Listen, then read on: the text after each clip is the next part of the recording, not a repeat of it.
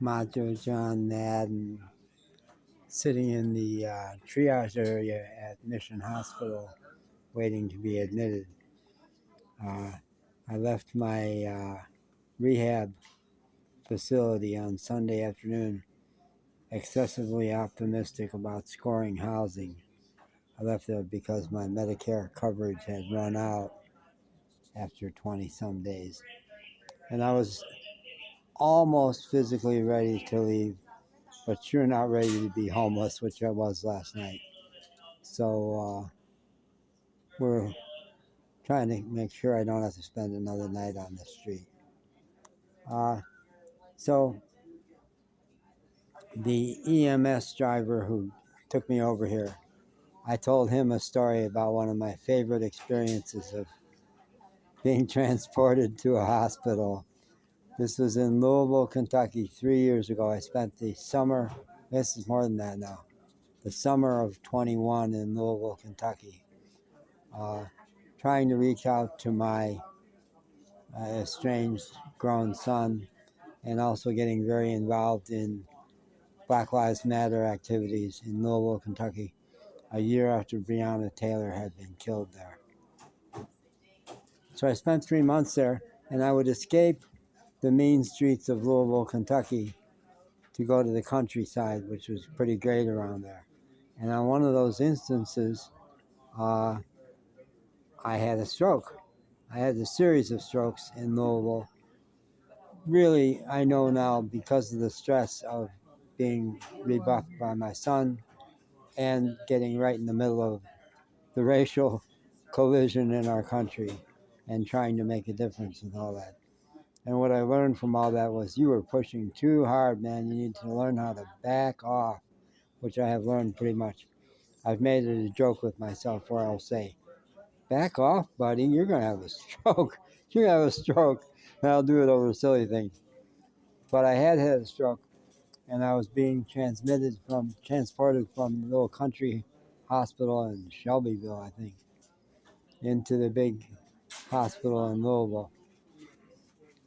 And the EMS driver, a young woman, says, not the driver, the second person sitting with me in the ambulance says, I recognize your camper van. Was that you with your camper van in the picnic shelter in such and such a town where I also work as an EMS driver with all those cops around you?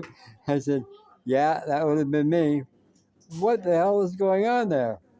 Well, Louisville that summer was so hot, and my camper van was dark red, and I was always trying to get under cover, under trees. And one of those trees had fought back and poked a hole in my moonroof. And I had repaired it myself, but it leaked when it rained. And there was a big thunderstorm brewing. And I just kind of moved all the picnic benches out of the way and drove down this narrow little sidewalk into the picnic shelter. And within 20 minutes, there were all these cops there. And the lead cop, big tall guy who was very cool cop, instead of all the litigious, aggressive, nasty cop things he could have said, he was not a Trump-style cop at all.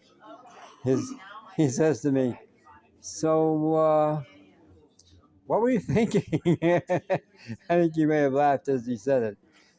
And I said to him, I said, well, here's the deal. I've got this leaky roof. Storm is coming. Looked like a carport to me. He gave me such a great cop response. He said, okay, let's say it looks like a carport. Let's say it, just for conversation purposes, let's say it is a carport. It's not your carport. Isn't that a great cop response? It's not your carport. So he never got nasty. And he says, well, we got to back you out of here. And no, that little sidewalk was so narrow with my big camper van. I don't know how I managed not to trample the flowers on either side pulling in, but I sure couldn't avoid them backing up. So he took over the steering wheel, walking next to my driver's side. And I said, officer, Is it legal for a pedestrian to operate a moving vehicle?